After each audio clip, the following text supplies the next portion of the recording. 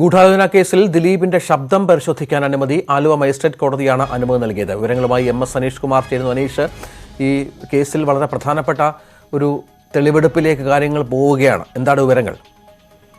രഞ്ജിത്ത്, ഈ കേസുമായി ബന്ധപ്പെട്ട ഏറ്റവും പ്രധാനമായി പുറത്തു വന്ന തെളിവുകൾ ഈ ബാലചന്ദ്രകുമാർ പുറത്തുവിട്ട ശബ്ദരേഖയാണ്. ഈ ശബ്ദരേഖയിൽ അന്വേഷണ ഉദ്യോഗസ്ഥരെ വകവരുത്തുന്നടക്കമുള്ള കാര്യങ്ങൾ, അത് ധ്വനിപ്പിക്കുന്ന ശബ്ദ ശകലങ്ങളാണ് പുറത്തു വരികയും ചെയ്തത്. നേരത്തെ ദിലീപിനെയും മറ്റ് പ്രതികളെയും ചോദ്യം ചെയ്ത ശേഷം ഇവർക്കുമായി പരിചയമുള്ള ഏതാനും സുഹൃത്തുക്കളെ ക്രൈംബ്രാഞ്ച് എത്തിച്ച് മൊഴിയെടുത്തിരുന്നു. അവരുടെ മൊഴിയിൽ പ്രഥമ ദൃശ്യ ഈ കേൾക്കുന്ന ശബ്ദങ്ങൾ ദിലീപിന്റെയും സഹോദരൻ അനൂപിന്റെ അടക്കമുള്ളവരുടേതുമാണെന്ന് തിരിച്ചറിഞ്ഞു.